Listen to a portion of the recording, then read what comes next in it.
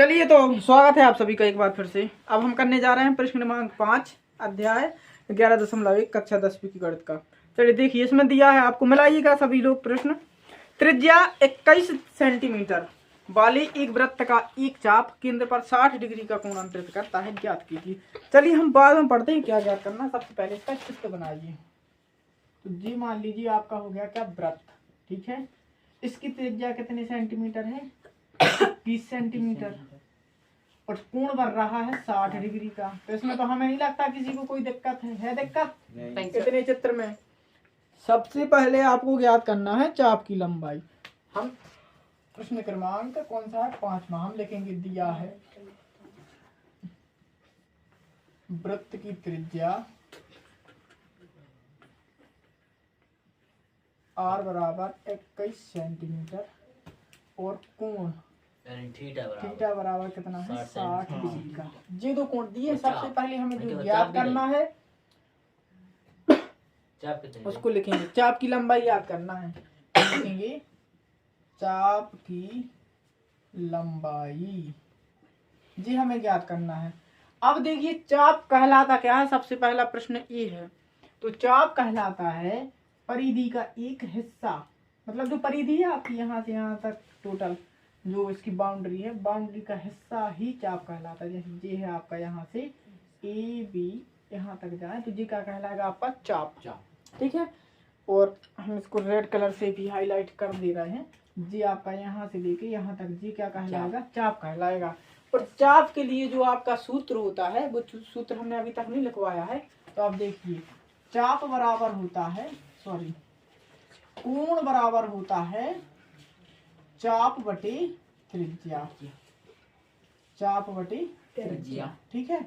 तो चूंकि हमें किसका मान चाहिए है, चाप का, चाप की लंबाई चाहिए, तो हम लिखेंगे चाप को यहीं छोड़ेंगे तो चाप बराबर हो जाएगा त्रिज्या इसकी गुणा में हो जाएगी, तो कोण गुणा में त्रिज्या, त्रिज्या, ठीक है, कोण गुणा में त्रिज्या।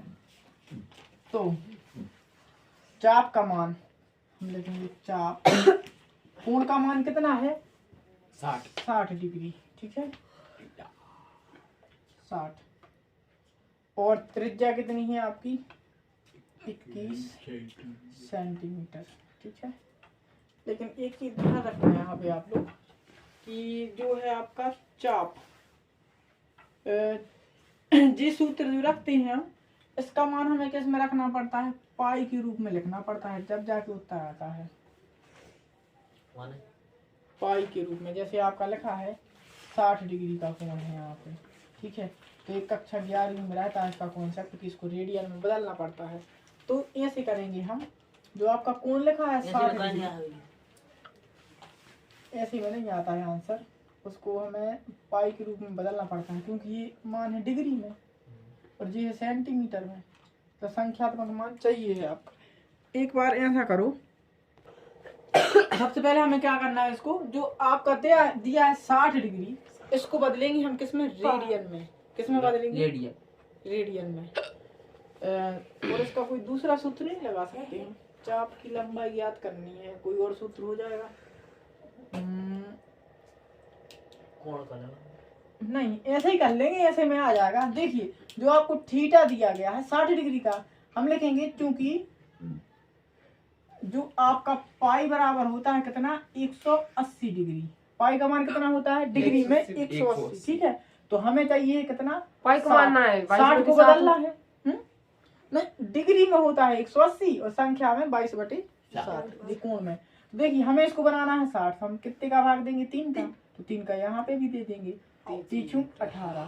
तो आपका जो है 60 डिग्री कितना आ जाएगा, पाई बटे 3, जी मान रखना है आपको, किसकी जगह पे, 60 डिग्री पे। हम लिखेंगे चाप बराबर पाई बटे 3 और गुणा में 21, तो 30 आते 21, पाई का मान कितना होता है 22/7, गुणा में 7 है, 7 से 7 कट जाएगा, कितना आ जाएगा 22, तो जी आ जाएगा आपका चाप 22 सेंटीमीटर का, ठीक है। जी हो गया आपका पहला। दूसरे नंबर पे क्या लिखा है, इसमें दूसरे नंबर पे लिखा है चाप द्वारा, इसको लेकिन याद रखना पड़ेगा, इसका इसकी एक दूसरी विधि भी है, वो हम अगर 30 दाव रहे, हाँ तो 180 को हाँ देखो 30 दिया रहेगा 30 डिग्री, तो 180 को 30 बनाने के लिए हमें 6 का भाग देना पड़ेगा, तो हो जाएगा 30 18, ये हो जाएगा π/6। ठीक है, तो यहाँ से बदल देंगे हम इसको। इसका एक दूसरी विधि भी है, वो हम कल बताएंगे आपको।